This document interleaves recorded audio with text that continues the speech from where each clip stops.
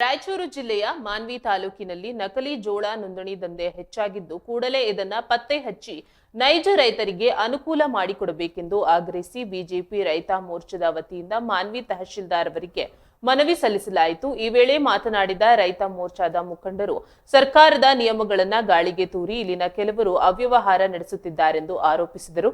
ಮಾನ್ವಿಯಲ್ಲಿ ಭತ್ತ ಬೆಳೆದ ರೈತರ ಜಮೀನಿನಲ್ಲಿ ಜೋಳ ಬೆಳೆಯಲಾಗಿದೆ ಎಂದು ಜಿಪಿಎಸ್ ಮಾಡಲಾಗಿದೆ ಎಂದು ರೈತ ಮೋರ್ಚಾ ಮಾನ್ವಿ ತಾಲೂಕು ಅಧ್ಯಕ್ಷ ರುದ್ರಪ್ಪ ಗೌಡ ಅವರು ಆಕ್ರೋಶ ವ್ಯಕ್ತಪಡಿಸಿದ್ದಾರೆ। ಸರ್ಕಾರದ ನಿಯಮಗಳ ಪ್ರಕಾರ ಬೆಳೆ ಬೆಳೆಯದಿದ್ದರೂ ಸಹ ಜೋಳ ಬೆಳೆದಿದೆ ಎಂದು ನೋಂದಣಿ ಮಾಡಲಾಗುತ್ತಿದೆ, ಇದರಿಂದಾಗಿ ನಿಜವಾದ ರೈತರಿಗೆ ಅನ್ಯಾಯವಾಗುತ್ತಿದೆ ಎಂದು ದೂರಿದ್ದಾರೆ। ಆಂಧ್ರ ಪ್ರದೇಶದಿಂದ ಜೋಳವನ್ನ ಖರೀದಿಸಿ ಮಾನ್ವಿಯಲ್ಲಿ ಅಕ್ರಮವಾಗಿ ನೋಂದಣಿ ಮಾಡಲಾಗುತ್ತಿದೆ ಎಂದು ರುದ್ರಪ್ಪ ಗೌಡ ಆರೋಪಿಸಿದ್ದಾರೆ।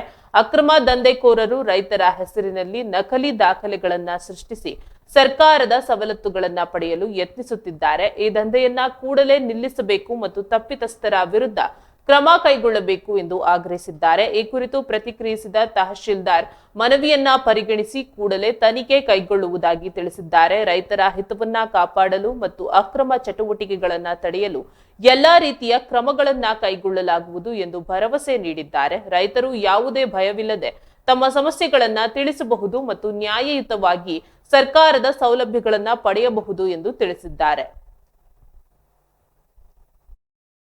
ತಾವುಗಳು ಜೋಳ ನೋಂದಣಿ ಅಕ್ರಮದ ನೋಂದಣಿ ಆಗ್ತಕ್ಕಂಥ ಪ್ರಕ್ರಿಯೆ ಆರಂಭ ಆಗಿದ್ದು, ಇದರಲ್ಲಿ ಜೋಳ ಖರೀದಿ ಕೇಂದ್ರದ ಅಧಿಕಾರಿಗಳು ಸೇರಿದಂತೆ ಕೆಲವೊಂದು ಫೀಲ್ಡ್ ಕ್ಷೇತ್ರ ಮಟ್ಟದಲ್ಲಿ ಇರ್ತಕ್ಕಂಥವರು ಈ ಜೋಳ ಬೆಳೆಯನ್ನು ಅಪ್ಲೋಡ್ ಮಾಡುವುದರಲ್ಲಿ ಈ ನೆಲ್ಲು ಹಾಕಿದಂಥ ಹೊಲಗಳು ಕೂಡ ಜೋಳ ಹಾಕ್ಯಾರ ಅಂತೇಳಿ ಮತ್ತೆ ಪುನಃ ಔಟ್ರನ್ನ ಅಪ್ಲೋಡ್ ಮಾಡ್ತಾ ಅವ್ರ ಹೆಸರಿನಲ್ಲಿ ನೋಂದಣಿ ಮಾಡ್ತಾ ಖರೀದಿ ಕೇಂದ್ರಗಳಲ್ಲಿ ನೈಜ ರೈತರಿಗೆ ಈ ಜೋಳದ ಮಾರಾಟದ ಅವಕಾಶ ಸಿಗದಂತೆ ಮಾಡ್ತಾ ಇದ್ದಾರೆ। ಈ ಕಾರಣಕ್ಕಾಗಿ ಇವರೆಲ್ಲರೂ ಕೂಡ ಪಕ್ಕದ ಆಂಧ್ರ ಪ್ರದೇಶದಿಂದ ತೆಲಂಗಾಣದಿಂದ ಜೋಳಗಳನ್ನು ಖರೀದಿ ಮಾಡ್ಕೊಂಬಂದು ಈಗಾಗಲೇ ಮಾನ್ವಿ ತಾಲೂಕಿನಲ್ಲಿ ಸ್ಟಾಕ್ ಇಟ್ಕೊಂಡಾರ।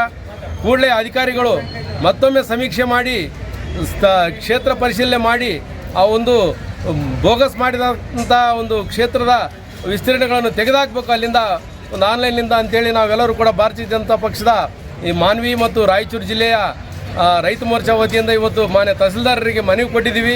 ಕೂಡಲೇ ಅವರು ಕ್ರಮ ಕೈಗೊಳ್ಳದಿದ್ದರೆ ಮುಂದಿನ ದಿನಗಳಲ್ಲಿ ರೈತರ ಪರವಾಗಿ ನಾವು ಉಗ್ರ ಹೋರಾಟ ಮಾಡುವಂಥ ಎಚ್ಚರಿಕೆಯನ್ನು ಕೂಡ ನಾವು ತಾಲೂಕು ಆಡಳಿತಕ್ಕೆ ಮತ್ತು ಕೃಷಿ ನಿರ್ದೇಶಕರಿಗೆ ಸಹಾಯಕ ಕೃಷಿ ನಿರ್ದೇಶಕರಿಗೆ ಕೂಡ ನಾವು ಈ ಮೂಲಕ ಎಚ್ಚರಿಕೆ ಕೊಡ್ತಾ ಇದ್ದೀವಿ ಅಂತೇಳಿ ನಾನು ಮಾಧ್ಯಮದ ಮುಖಾಂತರ ತಿಳಿಸ್ತಾ ಇದ್ದೀನಿ।